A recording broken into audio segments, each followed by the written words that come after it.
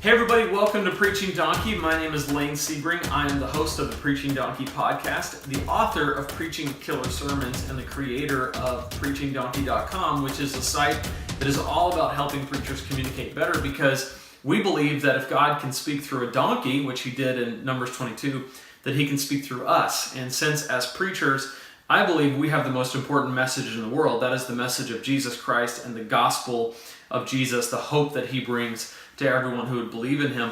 Because we have that message and it's so vital, I believe that it's worth working on. It's worth eliminating any possible distraction we can to ensure that when we preach, people are hearing what they need to hear so they can do something with it. One of the things I love to say is that it's not just about the words that you say. A lot of preachers walk away from a sermon and they ask themselves, did I say all of the words that I needed to say? Which is not the best question to ask. The better question is, did they hear what they needed to hear so they can do something with it? And at Preaching Donkey, one of the things that we love to do is help preachers figure out, how do I capture and maintain the interest of my listeners so that they hear what they need to hear and they can do something with it, because we believe, again, the most important message of the world is coming out of our mouth. And so we don't want to squander that calling. We want to be good stewards of it. So that's what we're all about here at PreachingDonkey.com. You can check us out there, or you can follow us on Twitter at PreachingDonkey. Today we're going to be talking about the 5 best ways to put people to sleep with our preaching. So if you're sitting there going, I don't think I have the most important message in the world, I think it's a message that doesn't matter, then I would give you these 5 ways that you can ensure that people won't pay attention and they'll go to sleep.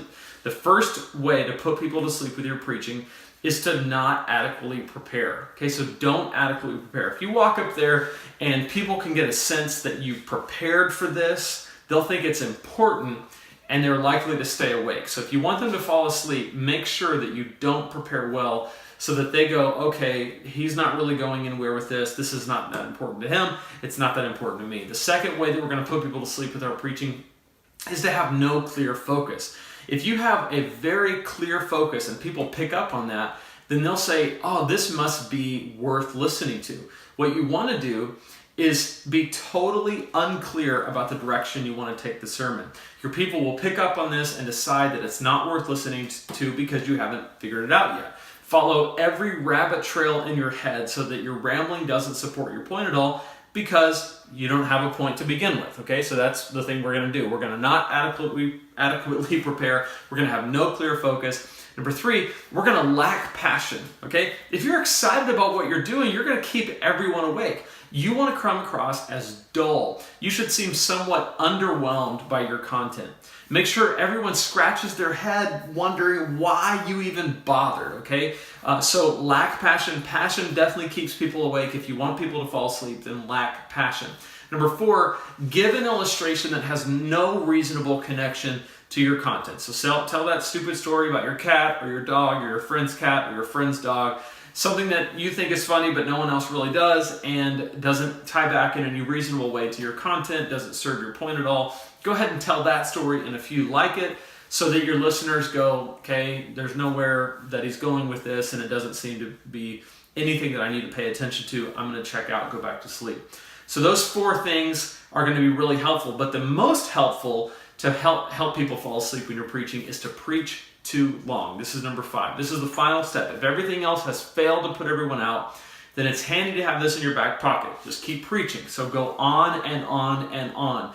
In time, it will do the trick. The key here is persistence. If the first 30 minutes doesn't knock everyone out, add another 10, maybe another 15, maybe another 20, maybe another 30 minutes to make a 60, 70, 80-minute sermon. The point is, don't give up until you are certain that the only person listening is you.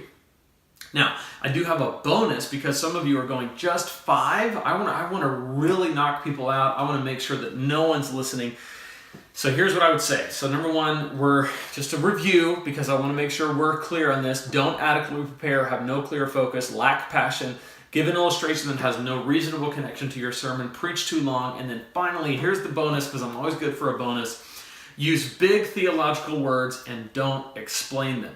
So use them as a way to show your listeners how smart you are. Make sure your language is so disconnected and confusing that your people give up.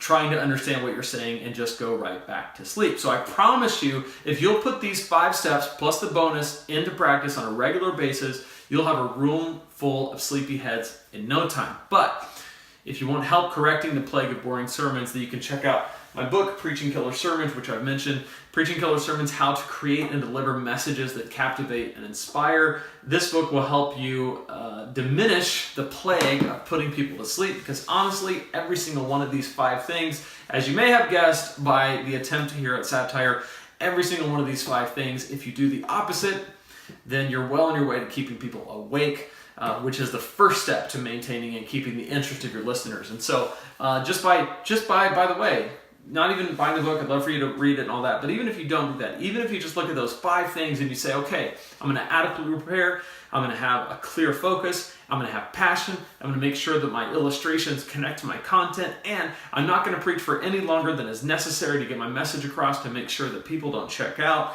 and if I use big theological words, which is totally fine to do, I'm going to make sure that I explain them in a way that makes sense to people so that they don't feel like they're not in on what I'm in on. Even if you did those 6 things, it could really make a difference in your preaching, and you have the opportunity to keep people awake if that's a goal of yours. But if it's a goal to put them to sleep, then make sure you do those 5 steps in the way that I originally told them to you, and you'll be well on your way to that. So whatever the case is, it's your time to decide. It's all up to you. I'm just here to help. Again, you can follow us on Twitter at Preaching Donkey. We're also on Facebook, facebook.com/preachingdonkey. Make sure to hit that subscribe button so that when updates come out, you'll know right away and you'll get help with your preaching, because we're here to help you communicate better.